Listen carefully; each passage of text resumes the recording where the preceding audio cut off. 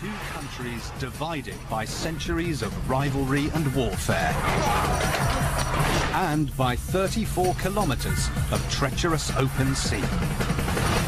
It was a radical idea to dig a tunnel connecting them 100 meters below the rocky seabed. At stake, billions of pounds and the lives of 8,000 tunnelers. If it worked, it would be the world's longest undersea tunnel. But with terrifying floods, a horrific fire, and financial meltdown, the Channel Tunnel would dice with disaster right from the start.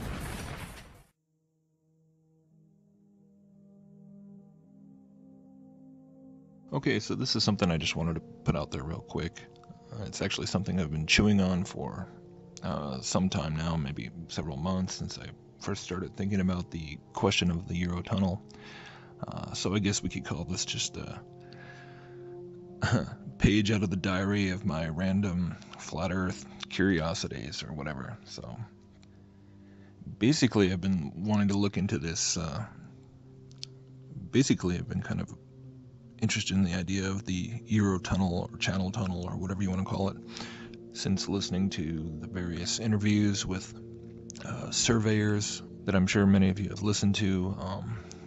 Several of these men who have come out now and talked about working their entire career never having accounted for the curve. So obviously projects like the Channel Tunnel, and there's a few others that are out there, like in Japan. These are especially interesting because obviously they're underground, and so they involve a very different process in terms of surveying and calculations, in terms of it has to be very precise, and you're not just following the contours of the ground.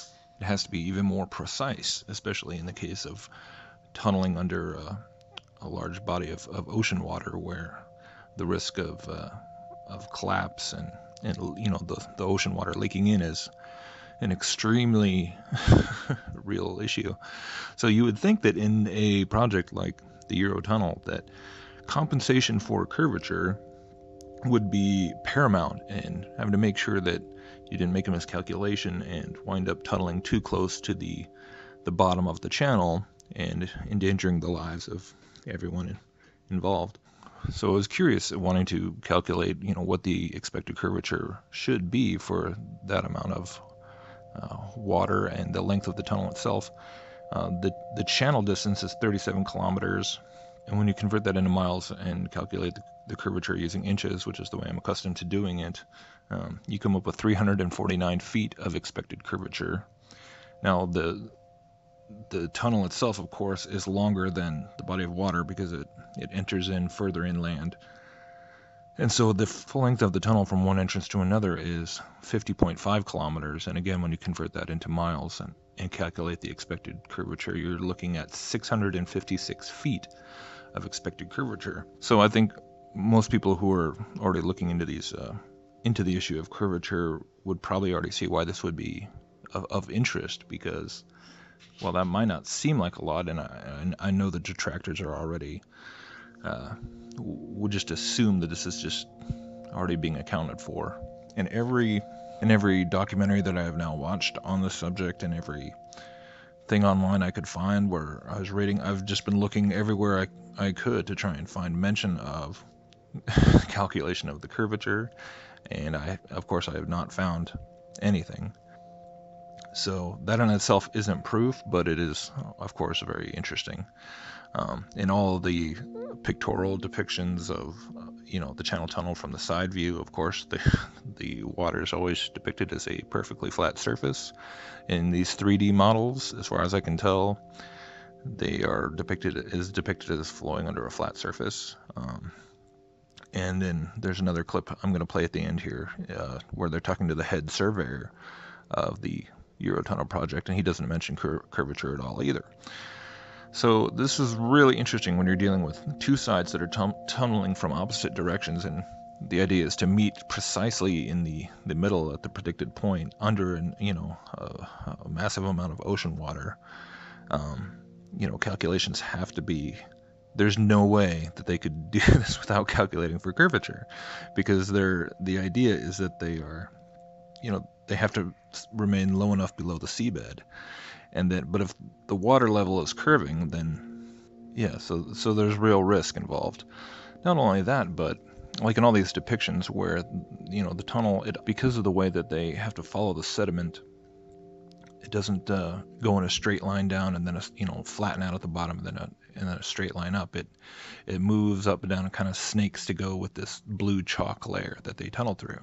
So it makes it very hard to calculate the angles, which was basically the thing I was looking for, and so that's why I'm making this video, to basically throw it out there for other researchers to hopefully kind of jump on this and see what they can find, because that's really the missing key. That's really the data that I couldn't even find, was the gradient, the grade, the angle of decline and ascent, from one side down to the center point and then up again, because it changes many times throughout. It's not, like I said, it's not a straight, so it's not a simple thing to calculate. So that's kind of where I'm at, because what's interesting, when you look at 656 feet of expected curvature, just to put that into perspective, that's essentially the height of 2 Big Ben towers put on top of each other, which almost would make the tunnel itself much closer to a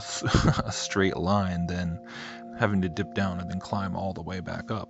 I mean, obviously, I don't believe the entrances are claimed to be exactly the same altitude from sea level as each other, but still, what is sea level? Is sea level being, is sea level across the project being considered to be a flat thing, or is it a relative thing depending on where you are, in accordance with the curve? So from where I stand, the projects like this are really interesting and probably deserving of a lot more intense scrutiny from just kind of people as a whole. So I feel like I've kind of tapped out on, I've kind of burned out on just reading about it and watching things on it. And yeah, I feel like there's a lot more to be ripped out of this, and I'm kind of curious to see what other people can find and what other specific calculations they can make in terms of, I've never been through the tunnel or whatever, but I wonder if there's even a way you could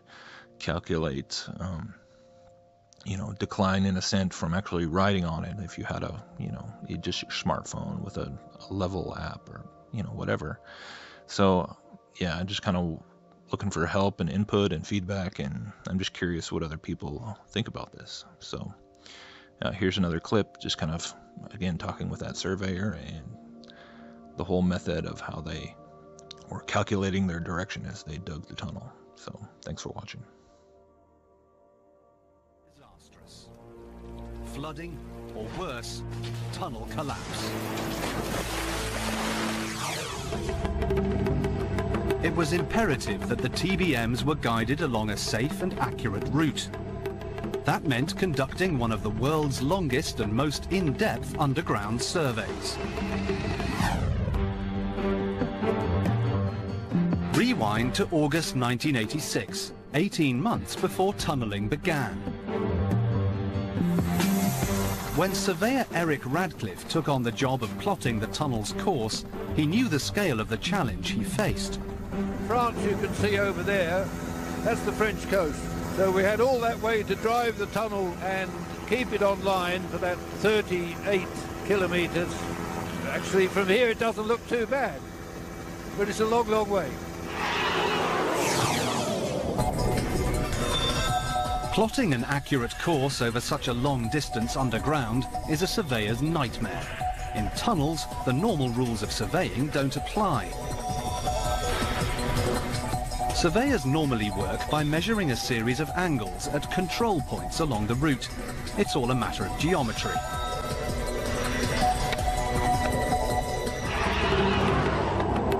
Above ground, with 360-degree visibility, plotting a course is relatively simple.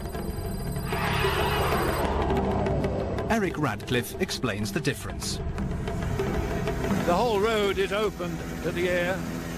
All the survey control points from which you do the setting out are already established over the whole length. Underground, there are obvious complications. All the surveyors can see is a wall of rock.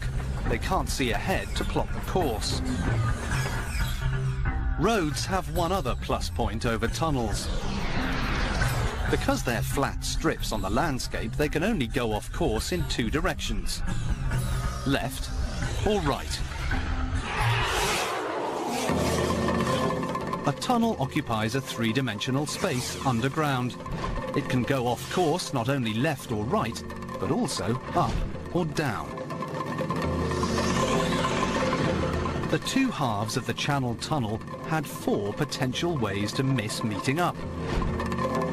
It's like asking a golfer to sink a hole-in-one blindfolded from 34 kilometers. To keep the tunnel on course and on target, the surveyors had to use a secret weapon: geology. Along its underground route, the tunnel would be driven through a layer cake of different soil and rock types with very different consistencies. The geologists needed one stratum that went right across the channel. This stratum would provide a trail to help keep the British and the French tunnellers on course. But it must be exactly the right type of rock for tunnelling. Jean-Luc Desaisnes was one of the geophysicists charged with tracing the perfect stratum for the tunnel to follow. On the French side of the channel, Desaisnes began his search. It would have to be waterproof to resist flooding, and compact enough so it wouldn't collapse during the dig. In these cliffs, Desaisnes found his prize. Water poured over this seam of rock without soaking in, evidence that it was waterproof. The soft rock, impervious, so no water in the tunnel. This is a perfect situation for boring a tunnel. It's called blue chalk. But it was one thing to identify the ideal rock, another to discover its course. Geologists drilled a series of boreholes into the seabed and dropped probes that fired sound waves deep underground. The aim, to measure changes of speed in the sound waves as they passed through different rock and soil layers. It sounds straightforward, but it wasn't. Tracing the course of the blue chalk meant sinking 12 of these boreholes right across the channel, a tricky task in one of the world's busiest sea lanes. You have a high traffic of vessels, you have a tide, you have waves, so it's a difficult place for making accurate investigations. The geologists concluded the blue chalk would provide a feasible route across the channel. If they were wrong and the TBMs left the waterproof strata, they could hit waterlogged ground, with devastating consequences, flooding or even tunnel collapse. Thanks so much for watching. I hope you enjoyed this video presentation. If you did, please subscribe to my YouTube channel, like the video, and share it on your favorite social media sites. There's a lot more to come, so stay tuned and we'll see you back next time.